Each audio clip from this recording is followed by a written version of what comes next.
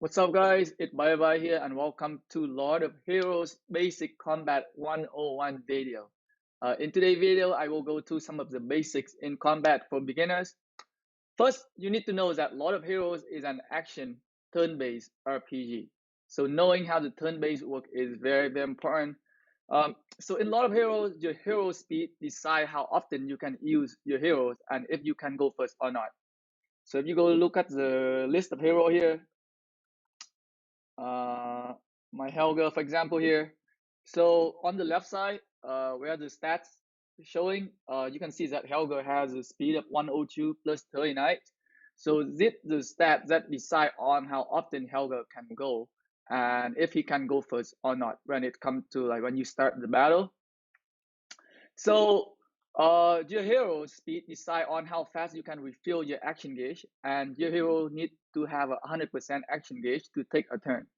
So like if you want to like rearrange order of who go first in your hero lineup, you need to play around with the speed stat of your heroes. So I'm going to show you guys my hero lineup, and we'll go to it to see. So for Helga's hit speed is 102 plus 39, which is 141. My friend speed is 101 plus 45, which is 146 there. My Charlotte's speed is 96 plus 60, which is 156, probably the highest speed in my hero lineup. My Actress speed is 97 plus 6, which is 103. And my Zero speed is 104 plus 9. So let me show here. So the total stat is on top here, the speed of all my heroes at the top. So if I go in, and it's also ranked from my top to bottom. So Charlotte is ranked at number 1 at 156. Fram is ranked number 2 at 146 there. Helga is third, 141. Zero is 4 at 113, and Actress is fifth last at 103. So for example, if I go into like a battle with someone in a PvE, my Charlotte will start first because her speed is the highest for my team. So like if I go fire an enemy, but one of the enemy hero have a much higher speed than my Charlotte, then I will not be the one to go first. It will be the enemy. So let's say the enemy speed, like let's say I go find an enemy and their highest speed for one of their heroes is only at 130, then I will have the first turn. But if I go find an enemy and their hero height speed is like 160 or 170, I will not have the first turn. The enemy will go first. So let's go to one of the example here. So in here, the lineup that I'm using here. So I have Charlotte is going first here because she have very high speed. As you can see right there at 156, and you can see the hero orders as in here. So below in the middle center, that's the order of the heroes turn there. So we're gonna have a Charlotte going first. The next turn going to be Fran. The next one going to be Helga, and the one after that gonna be Zero. But after Zero is not my fifth Zero. After Zero is the enemy turns because my fifth hero speed is not high enough. So for my hero is going to go first, and after the enemies go, it's gonna be my fifth hero turn there. You can also see the bar right here. So the top bar, which is orange, yellowish, is the HP bar. Is the HP bar. So it decide on how much damage you can take. But below that bar, you can see like a small white bar at below it. It's the action gauge bar. And for your hero to take a turn, you need that action gauge to be filled. So it needs to be 100%. So you can see here that my Charlotte is currently her turn right now. So she is taking the first turn. Like her action gauge is completely used up. So it is at 0% right now.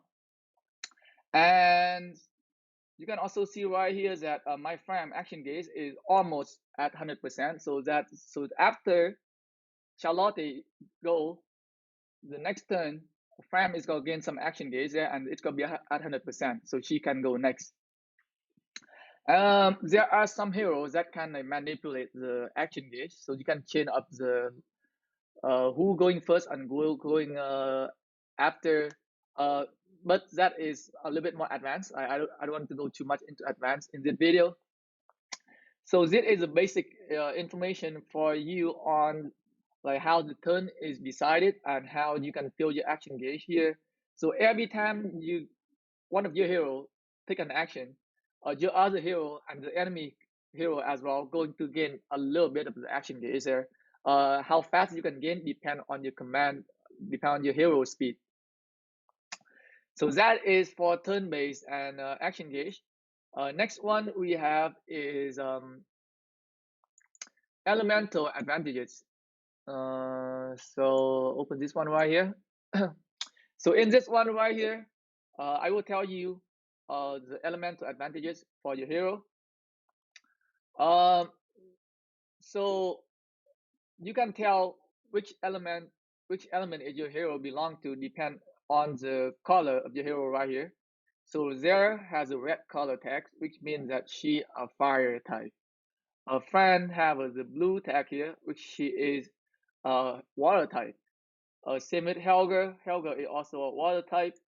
And green means that this hero is an earth type. So an water type hero is gonna have elemental advantages when he or she fight against an enemies that have a fire type. So water is strong against fire, fire is strong against earth, and earth strong against water. So for color, it's blue strong against red, and red strong against green, and green strong against blue. We also have a light and dark type as well. So those two kind of like counter each other. So light can deal more damage against dark, and dark can also deal more damage against light element. And like so right now you can see that it is my friend turn, and so it is my friend turn right now, and because she is an water type hero, she gonna have that elemental advantages against the enemies, and it show right here at the top here. You can see the two blue arrow here. So the blue arrow means that the current hero you are using going to have elemental advantages when you attack the target here. So water is stronger than fire, so you can see that huge blue arrow down there. And she doesn't have elemental advantages against the two marches here because they are light enemies. So the element is light, and you don't get any benefit from attacking light elements. So it could be one for one. But like when you're attacking a target that you have an advantage for the element, you're going to get that extra 30 or 35% more damage. So this is for the elemental advantages. Let's go to the next one here, which is skill description and cooldown. Okay, so you can, so in doing battle, you can press down on your skill, and it will tell you exactly what that skill does. So for example, I'm pressing down on this skill here from my Charlotte. It's the Mystic A skill, cooldown for turn, like it fill burst PH by 290. It tell exactly what does this skill do for your heroes. So like when you first start out, you probably don't even know what all of this skill does. So you do want to read through those skills in battle, and you probably can remember. And you can also see right here. So you see right here, number 3. So number 3 means that this skill is on cooldown for 3 more turns. So 3 more turns before you can use that skill again. 3 more turn, it means 3 more of her turn, not like 3 more of like any other hero turn. So she has to go through 3 more turns before she can use its skill again. And the number 2 in green means that this skill is level 2. And number 1 here means its skill is level 1. again here, number 1 here as well, means its ultimate skill is level 1 as well. So is that it for the skill description? Let's go for the next one here. We have what?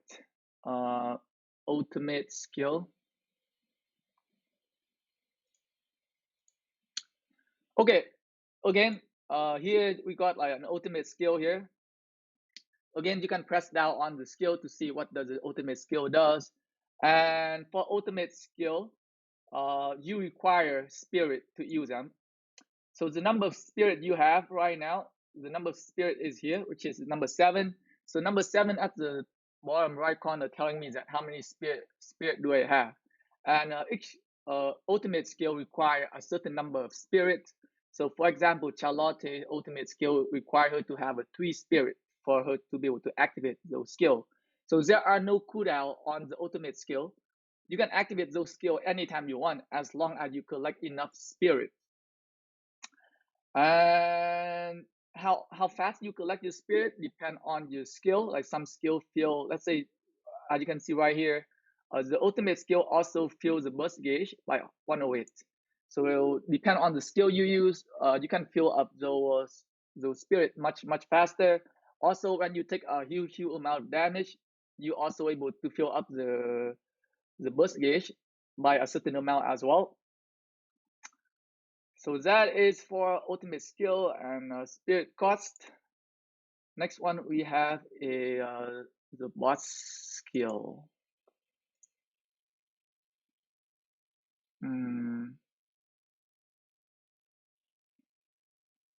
Where is it? Right here.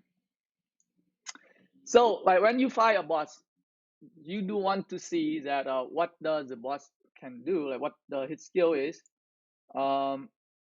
So you can tell by the type, the elemental type of the boss by look at here. So this boss type is dark. And you can see the list of the skill available by the boss and when can he use it. So he has 4 skill. I think 2 are passive and 2 are active skill. So these 2 here, these 2 here are passive skill, which is applied all the time. And these 2 skill over here are active skill. And this skill can only be active depend on the number of cooldown here. So 3 is mean it have a 3 more turn cooldown, and in 3 more turn he can use that skill. So you need to know that when that skill coming up next, especially when you fight against like boss with like very strong ultimate skills that can wipe out the entire party. You need to know exactly when it's coming so that you can do like some debuff on the boss, or you can cast some skill. For example, like for Charlotte, you can cast like the shield on all of your heroes so that they can absorb more damage, or you can use Triumph to try to debuff the boss so that he doesn't deal a lot of damage when those skills activated. So very important to know exactly when the boss is going to activate this skill right here. Next one we have is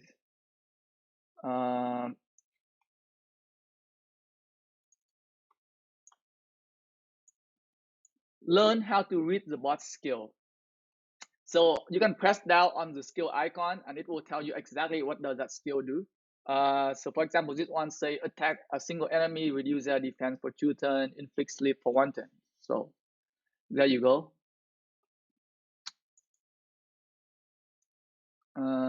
What's skill number 2? And for this one is a ultimate skill. Like some bots have very strong ultimate skill, so you have to watch out for them. So for this one, attack all enemy, reduce their attack power for 1 turn, inflict 1 stack of sap damage, and last 2 turns, gain an extra turn if the enemy die. So this is very important. Gain an extra turn if the enemy die. It means that if he kills one of your hero, he can go again. So like a lot of like strong bots have this skill right here, and they can go back to back in 2 turns, and they can use 2 skill back to back. And a lot of times you're not gonna be able to take 2 skill damage back to back there. You need to be able to heal. You need to be able to heal. So it is very important for you to know when this skill coming, so that you can cast that shield from Charlotte, or you can debuff him so that he cannot kill any of your heroes there. And so that is for the skill description. And lastly, you want to know about is buff and debuff. So at the corner here, you can see there are two icons. One is a broken sword icon in red, which is a debuff that I apply to the boss. You can apply other buff, apply other debuff as well. So the red icon is a debuff. Sorry guys, and you can apply the debuff on the boss. So right now, like, I have a attack down debuff on the boss here. You can see so that his damage is reduced by I think 30 to 35%. But he also have a green icon, a blue icon here, which is a buff that he having, so which is increase an attack up there, so an attack boost for 2 turns. So the boss gonna be able to deal 30 to 35% more damage there. So like, it's very important for you to know the buff and debuff, because like if the boss like ultimate skill can deal a crazy high amount of damage, and if he has this buff going on, like he is going to wipe out your entire party. So you gotta bring in some like kind of like heroes that can remove this buff here, or you want to bring out in like you want to bring in a hero that can debuff him. So right here you got like an attack boost and a debuff attack debuff here, so it kind of like even out, so he does not get that extra crazy damage boost there if he's going to use his ultimate skill. So very very important for you to know, in order for you to like pass some of the like difficult stage later on. You need to watch out for the buff and debuff here, and you want to like time your debuff so that you can have a much better chance to defeating the boss.